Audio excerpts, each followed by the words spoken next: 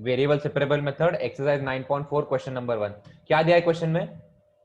dy by dx की value दी हुई है और dy by dx is given by 1 minus cos x upon 1 plus cos x। 1 minus cos x upon 1 plus cos x, ठीक है। अभी इसमें करना क्या है, हमें y as a function of x usually निकालना होता है। किसी भी डिफरेंशियल इक्वेशन का सोल्यूशन निकालना usually y as a function of x या फिर function of x comma y equal to 0। इस फॉर्म में हमें हमारी इक्वेशन को रिप्रेजेंट करना है, मीनिंग उसमें कोई भी डिफरेंशिएशन का टर्म नहीं होना चाहिए। अब यहाँ पे मुझे दिख रहा है मैं बहुत इजीली सेपरेट कर सकता हूँ मेरे डिफरेंशियल वेरिएबल को और मेरे एक्चुअल वेरिएबल को। यहाँ पे मैं लिख सकता हूँ dy as 1 minus cos x upon 1 plus cos x times dx। यहाँ पे देखो राइट हैंड साइड में सिर्फ x का वेरिएबल है और डिफरेंशियल वेरिएबल भी x का है। लेफ्ट हैंड साइड में चलो कोई और वेरिएबल है नहीं, लेकिन एक सेपरेट तो कर दिया हमने, x और y को प्रॉपर्ली सेपरेट कर दिया है। अभी करेंगे क्या, दोनों साइड इंटीग्रेट कर देंगे, दैट्स इट। अभी हमें बस इंटीग्रेट करना है। अच्छा, ये कितने ऑर्डर का डिफरेंशियल इक्वेशन है? ये 1 ऑर्डर का डिफरेंशियल इक्वेशन है। सो जो भी मेरा आर्बिट्री कांस्टेंट आएगा मेरे सॉल्यूशन में, उसमें सिर्फ एक ही आर्बिट्री कांस्टेंट आ सकता है और यहां से हमें पता चल रहा है कौन सा आएगा, जो इंटीग्रेशन का कांस्टेंट होता है वही आएगा इस केस में। तो चलो मुझे अभी हेल्प करो, इस ये जो इंटीग्रल इसे कैसे सॉल्व करूं मैं, कौन बताएगा मुझे how to evaluate this integral? जल्दी जल्दी जल्दी, टाइम वेस्ट मत करो यार। cos यस, थीटा वाला फॉर्मूला। हाँ, 1 minus cos theta and 1 plus cos theta वाला फॉर्मूला बता। असमी मैं भूल गया फॉर्मूला, बता जरा मुझे क्या फॉर्मूला है। 1 minus cos 2 theta is 2 sin square x 2 sin square theta। अच्छा ठीक है, तो यहाँ पे जो 1 माइनस कॉस एक्स है वहां पे आ जाएगा 2 साइन स्क्वायर एक्स बाय 2, और नीचे जो 1 प्लस कॉस एक्स है, 1 प्लस कॉस एक्स है वो क्या बन जाता है, वो बन जाएगा 2 cos square x by 2 dx। ठीक है, ये 2 2 तो कैंसिल हो जाएंगे। अब ये sine square x by cos square x क्या बन जाएगा, ये चीज बन जाएगा tan square x by 2, tan square x by 2 dx। अभी tan स्क्वायर एक्स बाय 2 को इंटीग्रेट कैसे करते हैं हम, इसे लिख दूंगा मैं sec square x by 2 minus 1 dx। ये यहाँ पे लिख रहा हूँ अभी मैं। अभी हमें पता है जो सेक्स स्क्वायर एक्स का डिफरेंस इंटीग्रेशन होता है वो tan x होता है। तो इस केस में सेक्स स्क्वायर एक्स है तो इसका इंटीग्रेशन हो जाएगा tan ऑफ x बाय 2। लेकिन मैंने बताया था यहाँ पे जो x का वेरिएबल होता है x के वेरिएबल से डिवाइड हो जाता है, ये हमारा जो गोल्डन रूल बताया था मैंने इंटीग्रेशन में, वही चीज है। सो इस केस में हाफ से डिवाइड हो जाएगा, तो यहाँ पे मुझे लिखना पड़ेगा divided by half, that is nothing but multiplied by 2। और यहाँ पे जो -1 है, -1 का इंटीग्रेशन हो जाएगा x, और एक प्लस मुझे सी भी लिखना पड़ेगा। अच्छा, लेफ्ट हैंड साइड तो देखा ही नहीं हमने। लेफ्ट हैंड साइड में integral dy, your integral dy is nothing but y। तो फाइनली सोल्यूशन क्या आ रहा है, y इज इक्वल टू आ रहा है 2 tan x by 2 minus x plus C. So ये जो है ये हमारा सोल्यूशन है इस डिफरेंशियल इक्वेशन का। किसी को इसमें कुछ भी डाउट है तो मुझसे पूछो। देखो हमने किया क्या है, इसमें से बेसिक इंटीग्रेशन किया है। सो अगर इस कैटेगरी का हार्ड क्वेश्चन बनाना है तो they will just do only one thing, वो इंटीग्रेशन को हार्ड बना देंगे, बाकी इसमें कुछ अलग करना नहीं है। सब लोगों को क्लियर है ये चीज? तो लिखो इसे अच्छे से, अगर डाउट है तो पूछ सकते हो। यहाँ पे हम starting with the second question. Second question क्या दिया हुआ है, dy by dx is given by square root of 4 minus y square। अब ये y जो है y बिलोंग टू -2 से 2। अच्छा, -2 से 2 क्यों बोला है, ऑब्वियसली इसका डोमेन है ये चीज। अगर y ये रेंज से बाहर चला गया तो एनीवे स्क्वायर रूट के अंदर नेगेटिव आ जाएगा। ऑल्सो ये इक्वल टू क्यों नहीं हो सकते -2 और 2 के, उसका भी रीजन देख लेंगे। सबसे पहले तो ये बताओ मुझे वेरिएबल सेपरेट करने हैं। एक साइड में x के वेरिएबल्स और x का डिफरेंशियल टर्म, दूसरे साइड में y के वेरिएबल्स और y के डिफरेंशियल टर्म्स। सो मैं कैसे सेपरेट करूंगा इसे, कौन बता सकता है मुझे ये चीज, कैसे सेपरेट करूं मैं इसे? चलो अगर मैं इसे ऐसे लिख रहा हूं, dy is given by square root of 4 minus y square dx, ये चीज सही है क्या? मतलब इससे कुछ आगे फायदा होगा क्या? प्रॉब्लम क्या होगा, यहाँ पे ये y का वेरिएबल है, ये जो फंक्शन है y पे डिपेंड कर रहा है, यहाँ पे डिफरेंशियल वेरिएबल x है। तो मुझे कैसा लिखना पड़ेगा, मुझे लिखना पड़ेगा dy upon square root of 4 minus y square is equal to dx। सब लोगों को इतना क्लियर है? यहाँ पे देखो, यहाँ पे y का डिफरेंशियल टर्म उसी का वेरिएबल, x का डिफरेंशियल टर्म वैसे कुछ x का है नहीं तो मैंने उसे साथ में ही रख दिया, मतलब सेपरेट ही रख दिया है। बस अभी मुझे कुछ नहीं करना, मुझे सिंपली इंटीग्रेट करना है। यहाँ पे इंटीग्रेशन लगा दूंगा, यहाँ पे इंटीग्रेशन लगा दूंगा। ठीक है, अभी ये वाला जो इंटीग्रल है कौन से टाइप का इंटीग्रल है, इस टाइप का इंटीग्रल है, integral dx upon square root of a square minus x square. इसका वैल्यू क्या होता है, कौन बताएगा मुझे फॉर्मूला, जल्दी बताओ चलो।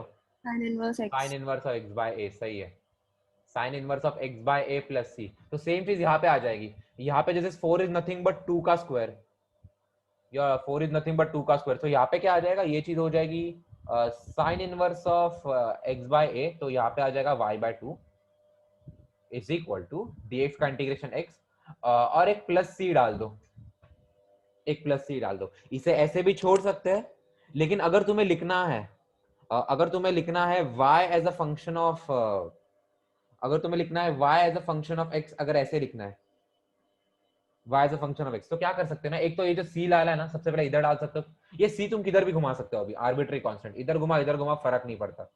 ठीक है, मैं इस केस में कन्वीनियंट, चलो इधर ही रहने देता हूँ प्लस सी, बाद में वो साइन इनवर्स का प्रॉब्लम हो जाएगा। अब मैं बोल दूंगा taking sine on both side, so y by 2 क्या बन जाएगा, y बाय 2 बन जाएगा sine of x plus C, so y क्या बन जाएगा, y बन जाएगा 2 times sine of x plus c, that's it. तो ये तो मैंने प्रॉपरली लिख दिया y as a function of x, ये हो गया। और एक चीज यहाँ पे इंपॉर्टेंट है, यहाँ पे 2 और -2 इंक्लूड क्यों नहीं हो सकता, बिकॉज यहाँ पे मैंने ये जो स्टेप लिखा है dy upon square root of 4 minus y square, अगर मैंने ये जो स्टेप लिखा है, अगर यहाँ पे अगर मैं -2 और 2 इंक्लूड कर दूं तो मैं ये स्टेप नहीं लिख सकता, क्यों, बिकॉज अगर मेरा y 2 या -2 के इक्वल हो जाएगा, तब ये जो चीज है, ये जो चीज है जीरो हो जाएगी और डिनोमिनेटर में जीरो आ जाएगा, तो मैं यहाँ पे जो मैंने लिखा है वो मैं लिख नहीं सकता। तो ये छोटी छोटी बातें होती है, इस पे गौर करनी है बस हमें, और कुछ नहीं। और ये हमारा एनीवेज फाइनल आंसर आ रहा है, इसमें एक आर्बिट्री कांस्टेंट है सी। सब लोग को ये क्लियर है। थर्ड वाला तो बहुत बेसिक है, dy by dx plus y is equal to 1, ये एक्चुअली स्पेशल कैटेगरी में आता है, लीनियर डिफरेंशियल इक्वेशन वाली कैटेगरी में आता है, बट लीनियर डिफरेंशियल इक्वेशंस छोड़ दो, बाद में आएगा वो, उसका बाद में बता दूंगा क्या करना है। अभी यहाँ पे सबसे पहले तो इन्होंने बोला कि y नॉट इक्वल टू 1, ये बोलने का रीजन एक ही, अगर मैं y को 1 कर दूं तो left hand side right hand side दोनों में 1 1 कट जाएंगे, मेरा dy बाई dx जीरो हो जाएगा, और dy बाई dx जीरो हो जाएगा, ये एक ही कर्व को रिप्रेजेंट करता है, तुम्हारा x एक्सिस, तुम्हारे x एक्सिस और ऐसे सारे लाइन जो x एक्सिस के पैरेलल है, तो मे बी वो लोग नहीं चाहते कि वो वाला कर्व इसमें रिप्रेजेंट हो। तो चलो इसे सॉल्व करते हैं। इसे सॉल्व कैसे करूं मैं, मुझे बस मेरे माइंड में एक चीज है, मुझे y और x को सेपरेट लिखना है, एक साइड में सिर्फ y होना चाहिए, दूसरे साइड में सिर्फ x होना चाहिए। तो इस केस में मैं लिख सकता हूँ dy बाई dx को मैं लिख सकता हूँ 1 minus y, dy by dx is 1 minus y. ठीक है, अभी मुझे क्या लिखना पड़ेगा, मुझे लिखना पड़ेगा dy upon 1 minus y is equal to dx। चलो मैंने सेपरेट कर दिया, लेफ्ट हैंड साइड में सिर्फ y और उसके डिफरेंशियल वेरिएबल है, राइट हैंड साइड में सिर्फ x का डिफरेंशियल वेरिएबल है, एनवेज x का कोई वेरिएबल है ही नहीं अलग से, तो मैं सिंपली इंटीग्रेट कर दूंगा इसे। अभी इसका इंटीग्रेशन कैसे करेंगे, इसका इंटीग्रेशन कैसे होगा, कौन बताएगा मुझे ये चीज, इसका इंटीग्रेशन क्या है, log of 1 लॉग, ठीक minus है, minus of log of 1 minus 1. Log of mod of 1 minus y divided by y का कोएफिशिएंट -1 है, सो यहाँ पे एक -1 आ जाएगा, यहाँ पे -1 आ रहा है, दैट इज नथिंग बट यहाँ पे -1 आ रहा है, और यहाँ पे -1 आ रहा है, मतलब मैं उसे लॉग के अंदर डाल सकता हूँ। तो ये चीज क्या बन जाएगी, ये चीज बन जाएगी log of mod of 1 upon 1 minus y is equal to x का इंटीग्रल, तो इंटीग्रल x तो यही होता है x, ठीक है। अभी और एक क्वेश्चन में प्लस सी कहाँ पे डालू, और एक क्वेश्चन में प्लस सी कहाँ पे डालू, देखो अगर हमारा गोल सिर्फ इसे यहाँ पे छोड़ना है, अगर हमारा गोल है कि मुझे मेरे सॉल्यूशन को सिर्फ इतना छोड़ना है, तो मैं प्लस सी किधर भी डालू फर्क नहीं पड़ रहा। लेकिन अगर हमारा गोल है कि हमें इसे properly y as a function of x उस फॉर्म में एकदम प्रॉपरली रिप्रेजेंट करना है, तो तुम्हें सोचना है कि एग्जैक्टली मैं प्लस सी कहाँ पे डालू। सो अगर तुम्हें y as a function of x represent करना है ना, सो इट इज बेटर कि मैं प्लस सी यहाँ पे डाल दूं, बिकॉज देखो मैं आगे करने क्या वाला हूँ, your log of this thing is equal to this x plus C.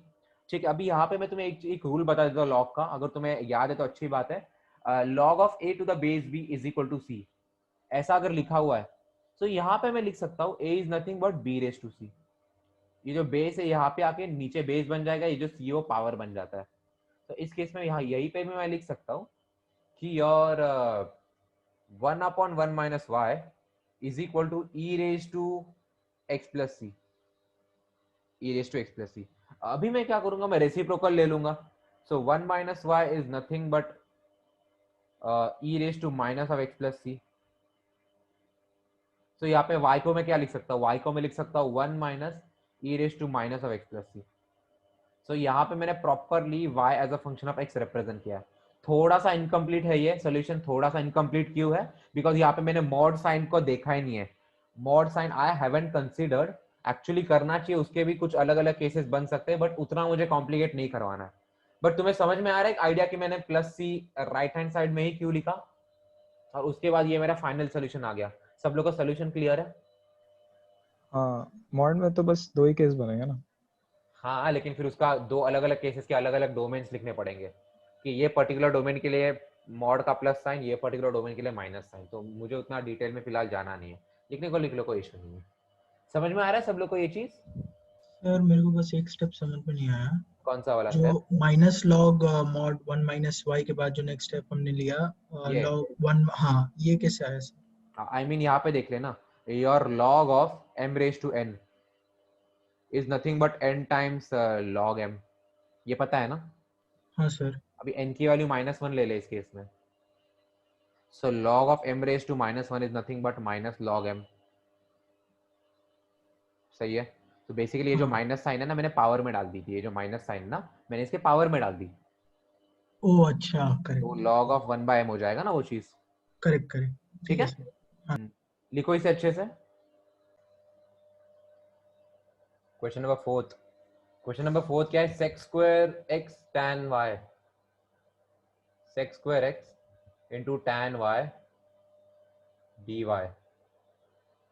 plus sec square y tan x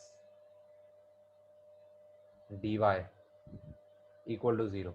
ठीक है, राइट लिखा है ना मैंने, sec square x tan y dx plus sec square y tan x dy. चलो इसमें तो बहुत इन्होंने कॉम्प्लेक्स कर दिया है, x y बहुत मिक्स कर दिया है, बट हमें अभी सेपरेट करना है प्रॉपर्ली. x को और y को प्रॉपर्ली सेपरेट करना है. तो सबसे पहला स्टेप तो मैं यहाँ पे यही कर सकता हूँ कि I will just simply write sec square x into tan y dy is equal to minus of sec square y into tan x into dy. एक सेकेंड, दोनों साइड में dy dy आ रहा है क्या? dx और dy. ठीक है, अच्छा यहाँ पे dx है. ठीक है, वही सोचूं मैं. ठीक है, राइट हैंड साइड में dx है, लेफ्ट हैंड साइड में dy है.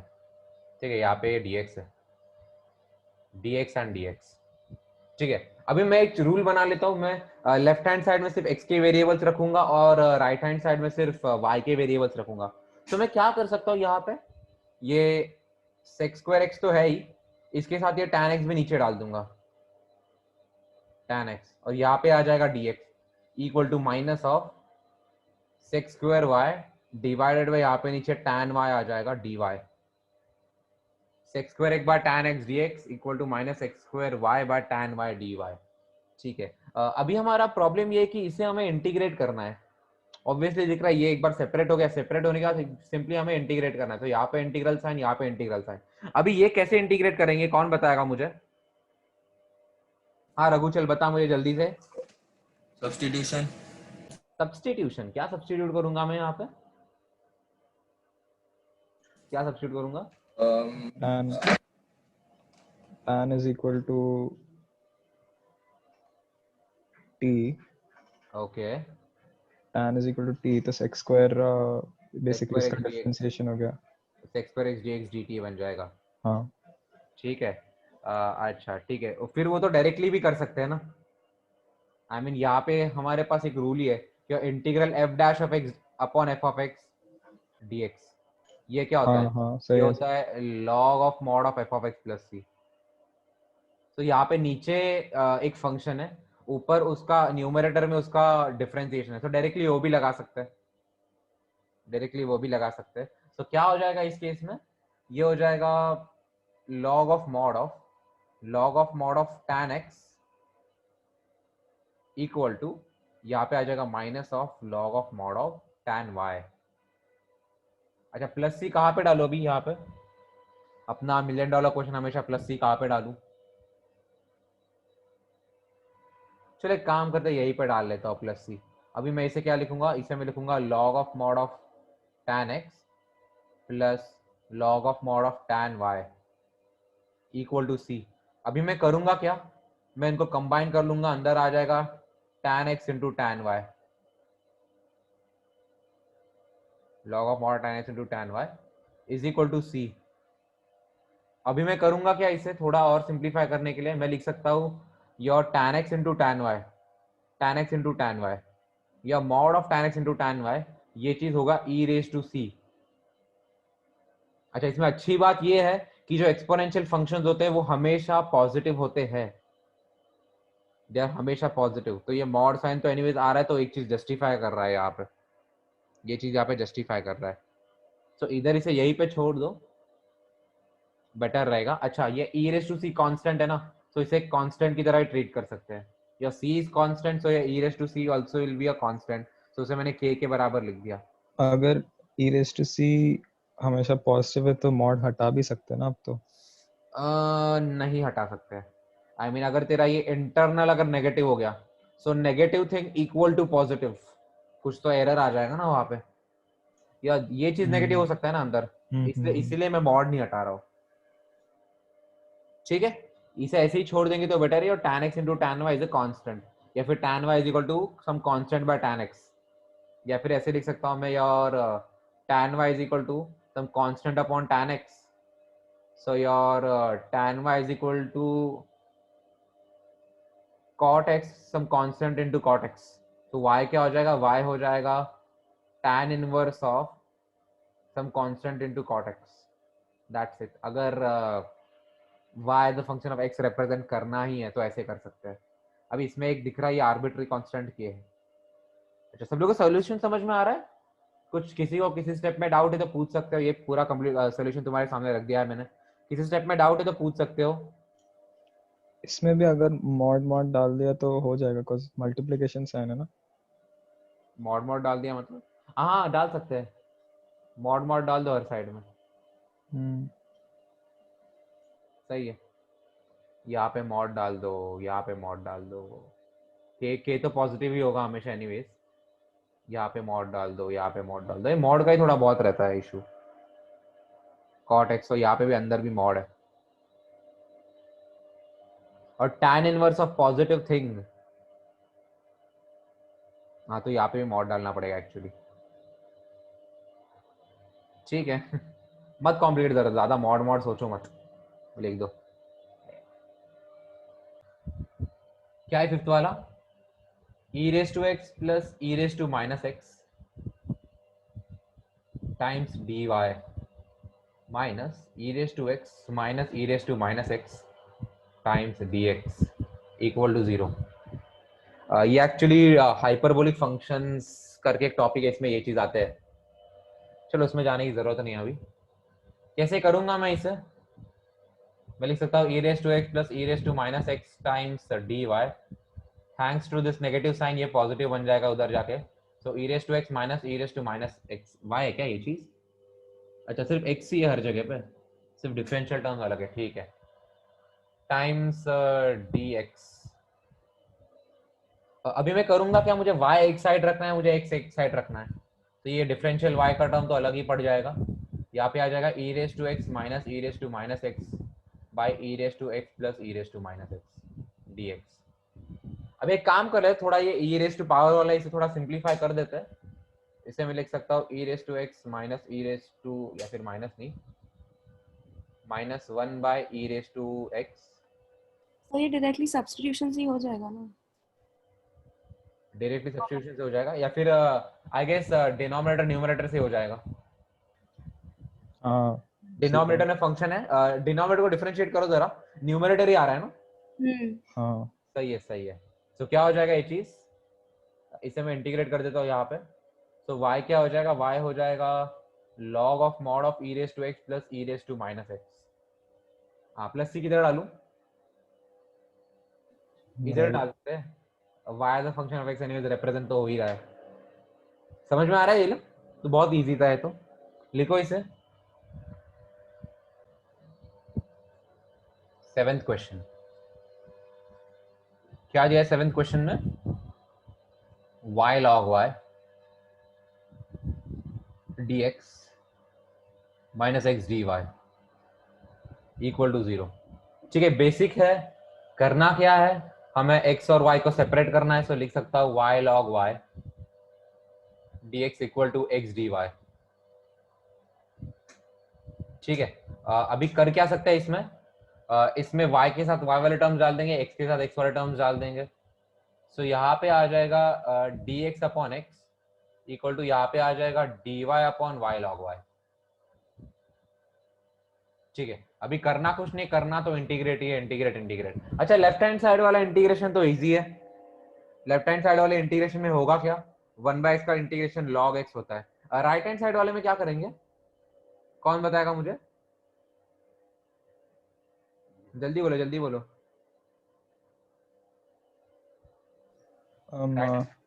log y को t log y को t, तो उससे क्या होगा? Differentiation of log is 1/y ना। ओके, यहाँ पे मैं लिख सकता हूँ न्यूमरेटर में 1/y लिख दूंगा, डिनोमिनेटर में log y लिख लूंगा dy। ठीक है, यहाँ पे यही कहानी हो रही है। जो डिनोमिनेटर है, अगर मैं डिनोमिनेटर को डिफरेंशिएट करूँ तो न्यूमरेटर आ रहा है, तो वही फॉर्म बन रहा है। कौन सा form? Integral f dash of x upon f of x, जो होता है log of mod of f of x plus c। तो इस केस में आंसर क्या आ जाएगा? लेफ्ट हैंड साइड का इंटीग्रल क्या हो जाएगा? log x हो जाएगा।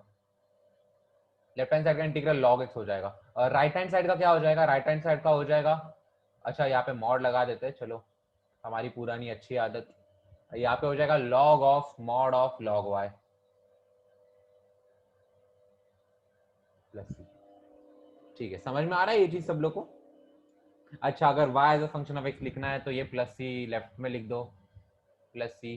फिर मैं ले लूंगा log of y is nothing but e raise to log x plus c।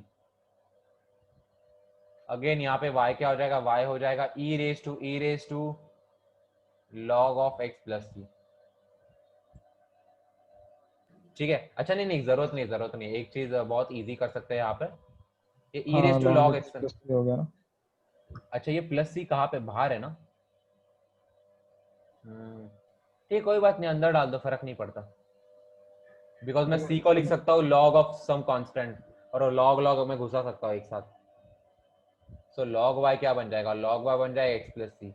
So again y क्या बन जाएगा? y बन जाएगा e raise to x plus c। That's it, one and the same thing. समझ में आ रहा है सब लोग को? बेसिकली ये कौन सा फैमिली है? ये एक्सपोनेंशियल कर्व का फैमिली है। सब लोग क्लियर है ये? क्वेश्चन नंबर 12 क्या है? x times x square minus 1, x times x square minus 1 into dy by dx equal to 1। ये डिफरेंशियल इक्वेशन दिया हुआ है। और क्या हुआ? क्या कंडीशन क्या दी हुई है? y equal to 0 when y equal to 0 when x equal to 2। जब x की वैल्यू 2 है तब y की वैल्यू 0 है। ये कंडीशन यूज करके हम आर्बिट्री कांस्टेंट निकालेंगे। अच्छा, एक रूल देखो, जो ऑर्डर होता है डिफरेंशियल इक्वेशन का, उतने कंडीशंस चाहिए।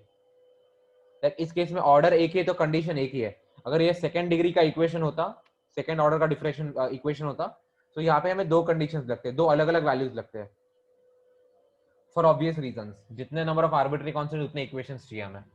ठीक है, चलो सबसे पहले इसे इवैल्यूएट करेंगे। क्या कर सकता हूँ मैं इसमें? मैं इसमें लिख सकता हूँ dy को क्या लिख सकता हूँ? dy को लिख सकता हूँ मैं dx upon x times x square minus 1। That's it, ये तो ऐसे ही सेपरेट हो गया। अभी से आगे इवैल्यूएट कैसे करूंगा? आगे इवैल्यूएट करने के लिए मुझे इंटीग्रेट करना पड़ेगा। चलो, लेफ्ट हैंड साइड तो बहुत इजी है, इसका इंटीग्रेशन तो y ही हो जाएगा। राइट हैंड साइड का इंटीग्रेशन कैसे करेंगे, कौन बताएगा मुझे? ये integral dx upon x times x square minus 1, जल्दी बोलो, कैसे इंटीग्रेट करूं मैं इसे? ठीक है, इसे पार्शियल फ्रैक्शन से कैसे करूंगा मैं? एक तो लीनियर, हमें लीनियर फैक्टर्स में तोड़ना है। सो एक x तो लीनियर है ही, जो x स्क्वायर माइनस 1 है उसे मैं लिख सकता हूँ x plus 1 into x minus 1। तो ये चीज क्या बन जाएगी? ये चीज बन जाएगी dx upon x into x plus 1 into x minus 1। सही है। अभी इसे पार्शियल फ्रैक्शन से हम सॉल्व करेंगे। पार्शियल फ्रैक्शन में सॉल्व करने के लिए मैं क्या करूंगा? मैं बोल दूंगा 1 upon x into x plus 1 into x minus 1। ठीक है, मैं इसे लिख लूंगा some constant upon x plus some another constant upon x plus 1 plus some another constant upon x minus 1। ठीक है, ये चीज मैंने यहाँ पे इसे लिख दी। ये तो बहुत सिंपल पार्शियल फ्रैक्शन है हमारा, बस अभी तुम्हारी शायद बहुत दिनों से प्रैक्टिस नहीं, तो मैं करवा ही देता हूँ तुमसे यहाँ पे।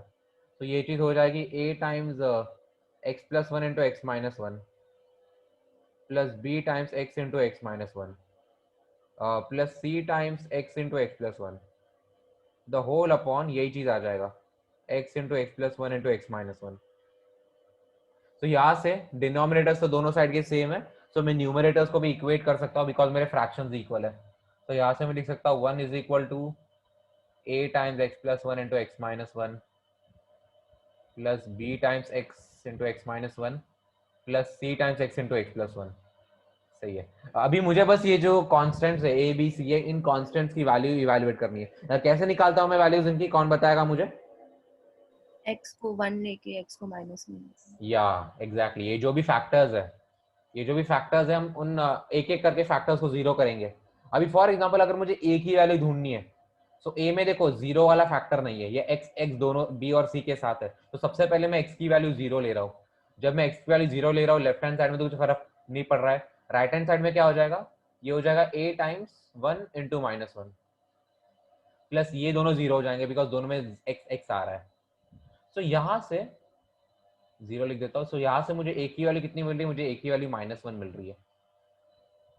सिमिलरली मैं x की वैल्यू 1 डाल लेता हूँ, x की वैल्यू 1 डाल दूंगा तो 1 इक्वल टू, यहाँ पे देखो यहाँ पे x माइनस 1 वाला फैक्टर है, तो ये चीज जीरो बन जाएगी। फिर यहाँ पे भी x माइनस वाला फैक्टर है, b वाला फैक्टर भी जीरो हो जाएगा। देन यहाँ पे x की वैल्यू में 1 डाल सकता हूँ यहाँ पे बहुत इजीली, तो c इंटू 1 प्लस 1 2। तो यहाँ से c का वैल्यू आ जाएगा हाफ, c का वैल्यू आ गया हाफ। उसके बाद मैं x की वैल्यू -1 डाल दूंगा, x की वैल्यू, हाँ तो x की वैल्यू -1 डालने पे क्या हो रहा है, लेफ्ट हैंड साइड में तो 1 ही रहेगा, राइट हैंड साइड में क्या हो जाएगा, जहाँ पे x प्लस 1 वाला फैक्टर है वो जीरो हो रहा है, a जीरो हो रहा है, ये c भी जीरो हो रहा है, बचेगा c b, तो b टाइम्स x के बदले -1 -2, सो -1 इंटू -2 प्लस 2, तो ऐसे b की वैल्यू हाफ आ रही है। तो a b c की वैल्यू बहुत इजीली इवैल्यूएट हो गई, तो मैं सिंपली लिख दूंगा ये जो मेरा इंटीग्रल dx अपॉन ये है x into x plus 1 into x plus x minus 1। ठीक है, मैं इसे सिंपली लिख सकता हूँ integral a upon x, so a के बदले लिखूंगा -1, सो -1 upon x plus b upon x plus 1, सो यहाँ पे लिख दूंगा b अपॉन b के बदले हाफ है x प्लस 1 प्लस, और c के बदले मुझे लिखना पड़ेगा, c के बदले भी हाफ ही लिखूंगा मैं, c भी हाफ ही है ना, ठीक है, plus c upon x minus 1, so half upon x minus 1 dx। ठीक है, तो इस इंटीग्रल को थोड़ा इवैल्यूएट कर लेते हैं जल्दी से, ये इंटीग्रल का इवैल्यूएशन में यहीं पे कर देता हूँ। -1/x का इंटीग्रेशन क्या हो जाएगा, minus log x, half upon log x plus 1 का इंटीग्रेशन हो जाएगा plus half upon log of x plus 1, log of mod of x plus 1 plus half into log of mod of x minus 1 plus c plus some constant. और जो मेरा left hand side it was nothing but your integral y, left side is nothing but integral dy जो कि y ही है, तो इस case में left hand side में यहाँ पे y लिख दूंगा। सोल्यूशन ऐसा भी छोड़ सकते हैं, लेकिन जरा प्रोफेशनली देखा जाए तो थोड़ा इसे सिंप्लीफाई कर देंगे। इसे सिंप्लीफाई मैं कैसे कर दूंगा, y इज इक्वल टू, ये इसे लिख दूंगा minus log x plus log of x plus 1 raise to half plus log of x minus 1 raise to half. अच्छा, इस c को बाहर लॉग के अंदर डाल सकते हैं, मैं c को सम लॉग ऑफ सम कांस्टेंट ले लूंगा, या फिर इसे बाहर भी रख सकते हैं, one and the same thing, मैं अंदर ले लूंगा या बाहर ले लूंगा, इससे इस केस में फर्क नहीं पड़ रहा है, चलो बाहर ही रखते हैं प्लस c। तो y क्या हो जाएगा, y हो जाएगा, इसे लिख सकते हैं प्लस रेज टू -1 लिख सकते हैं, या फिर मल्टीप्लाई डिवाइड वाला रूल भी चल जाएगा। तो ये चीज क्या बन जाएगा, ये चीज बन जाएगा लॉग ऑफ मॉड ऑफ, सबसे पहले आ जाएगा square root of x plus 1 into x minus 1, your raise to half is nothing but square root, the whole by x आ जाएगा, प्लस c मैंने बाहर लिख दिया है, यहाँ पे क्या हो जाएगा y is equal to log of mod of x plus 1 into x minus 1 is nothing but x square minus 1. So square root of x square minus 1 by x plus c. So ये एकदम simplified final solution है हमारा. ये पूरा solution मैं एक साथ लिख देता हूँ anyways. ये पूरा solution आपकी स्क्रीन के सामने है. तो सब लोगों को क्लियर है ये? अच्छा, और एक चीज यहाँ पे तो ये ढूंढना था, सॉरी, यहाँ पे तो पर्टिकुलर सोल्यूशन ढूंढना था. सो ये c का वैल्यू इवैल्यूएट करना है. क्या बोला है? y equal to 0 when x equal to 2. जब x की वैल्यू 2 है तब y की वैल्यू 0 है. जब x की वैल्यू 2 है, यहाँ पे दिया, यहाँ पे मैंने लिख भी दिया था, मैंने y equal to 0, x equal to 2. जब x की वैल्यू 2 है तब y की वैल्यू 0 है. तो यहाँ पे लिख देता हूँ मैं, x की वैल्यू 2, y की वैल्यू 0. सब्स्टिट्यूट कर दो, इसमें डाल दो. सो y के बदले 0 डालना है मुझे, तो 0 equal to log of mod of, अंदर मुझे x के बदले 2 डालना है, x के बदले 2 डालना है. सो यहाँ पे आ जाएगा स्क्वायर रूट ऑफ 4 माइनस, यहाँ पे स्क्वायर रूट ऑफ 3 आ जाएगा, डिनोमिनेटर में 2 आ जाएगा. So log of root 3 by 2 plus c. तो यहाँ से c की वैल्यू कितनी आ रही है? c की वैल्यू आ रही है minus of log of square root of 3 by 2, root 3 by 2 actually, root 3 by 2. Mod लगाने की जरूरत नहीं है बिकॉज एनीवेज रूट 3 बाय 2 तो पॉजिटिव ही होता है. 2 बाय रूट 3 नहीं लिख सकते, मतलब हाँ वही लिख रहा हूँ मैं, वही लिख रहा हूँ आगे. ये हो जाएगा log ऑफ 2 बाय रूट 3. नहीं, मतलब अगर देखें तो अगर हमें log हटाना है तो उधर e रेस्ट टू 0 हो जाएगा. क्या? LHS में e रेस्ट टू 0 हो जाएगा ना, लाइक. ठीक है. सो c के बदले मुझे log ऑफ 2 बाय 3 लिखना है, तो मेरा y क्या हो जाएगा? मेरा y हो जाएगा log of mod of square root of x square minus 1 by x plus log of 2 by 3, sorry 2 by root 3. So log a plus log b भी होता है. सो इसे मैं घुसा सकता हूँ इसके अंदर. तो मेरा ओवरऑल आंसर क्या आ रहा है? मेरा आंसर आ रहा है y is equal to log of mod of 2 times square root of x square minus 1 by root 3x. That's it. ये मेरा पर्टिकुलर सोल्यूशन है. पर्टिकुलर सोल्यूशन की इसमें कोई आर्बिट्री कांस्टेंट है ही नहीं. सो इतना सब लोगों को क्लियर है? तो बता दो मुझे. यहाँ पे चलो मैं पूरा सोल्यूशन भी लिख देता हूँ तुम्हारे सामने. That's it.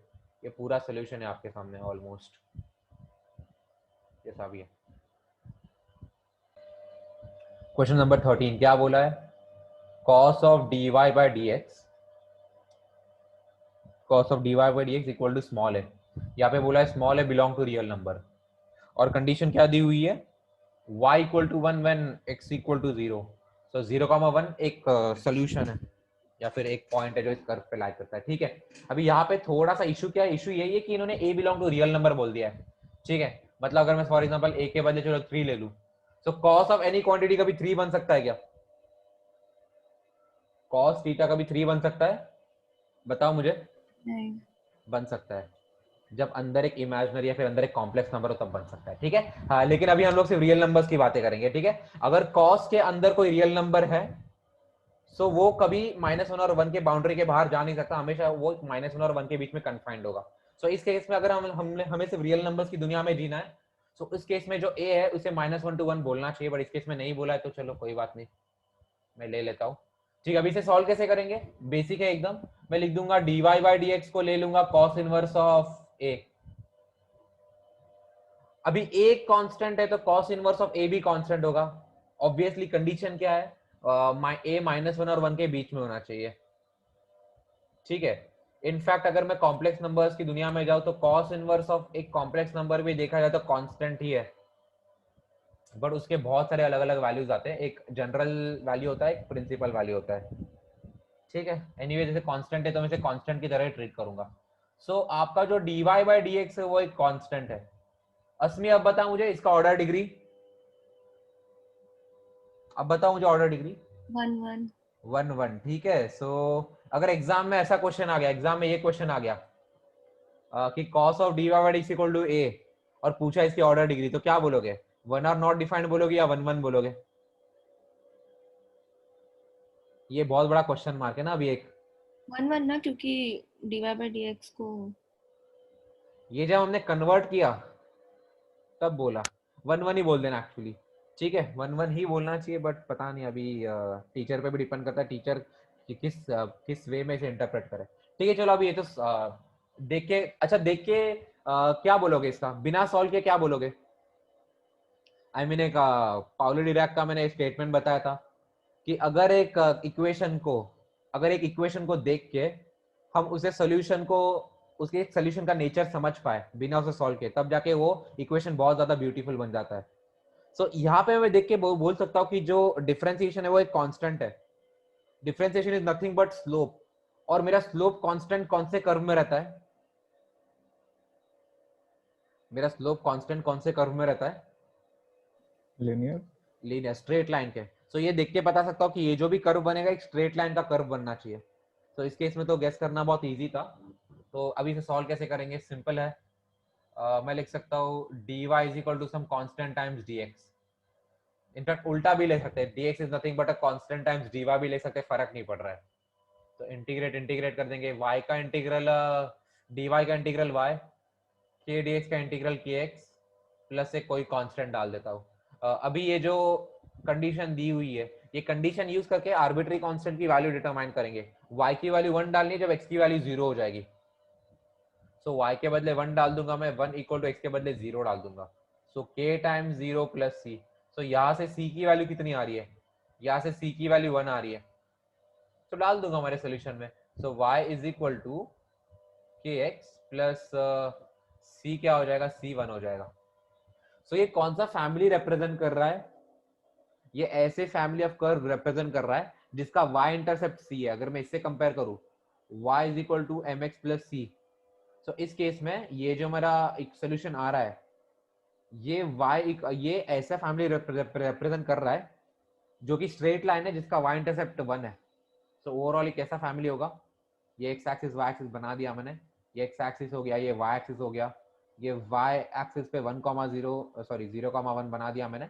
तो ये सारे स्ट्रेट लाइंस बेसिकली मैं अलग अलग स्लोप बनाऊंगा, सो अलग अलग वैल्यू स्ट्रेट लाइंस मुझे मिलते रहेंगे, बट ये सारी स्ट्रेट लाइंस जिनका y इंटरसेप्ट 1 है। तो ये मेरे फैमिली ऑफ कर्व्स है जो इससे रिप्रेजेंट होता है। सब लोगों को क्लियर है ये? ठीक है, k के बदले cos इनवर्स a डाल सकता हूँ मैं। So y is equal to cos inverse of a times x plus 1। सही है। अभी ये तो एक पर्टिकुलर सोल्यूशन ही हो गया ना। पर्टिकुलर सोल्यूशन क्यों? बिकॉज a कांस्टेंट है तो cos इनवर्स a भी कांस्टेंट है। यहाँ पे सारे जो आर्बिट्री कांस्टेंट है वो सारे कांस्टेंट्स है एनीवेज। ठीक है, तो इसे जरा अच्छे से लिखना है तो क्या लिख सकता हूँ मैं? y minus 1 equal to cos inverse of a times x। सही है। अभी भी वेरिएबल है ना? बट वो x और y है वेरिएबल में, और हाँ ये आर्बिट्री कांस्टेंट है, बट क्वेश्चन में दिया है ना वो वाला आर्बिट्री कांस्टेंट। सो एनीवे इसे कांस्टेंट ही ट्रीट करूंगा मैं। इसे मैं लिख सकता हूँ cos इनवर्स ऑफ a को लिख सकता हूँ y माइनस 1 बाय x। तो a क्या बन जाएगा? a हो जाएगा cos of y minus 1 by x equal to a। ये सही है। अभी ले लो इस चीज को।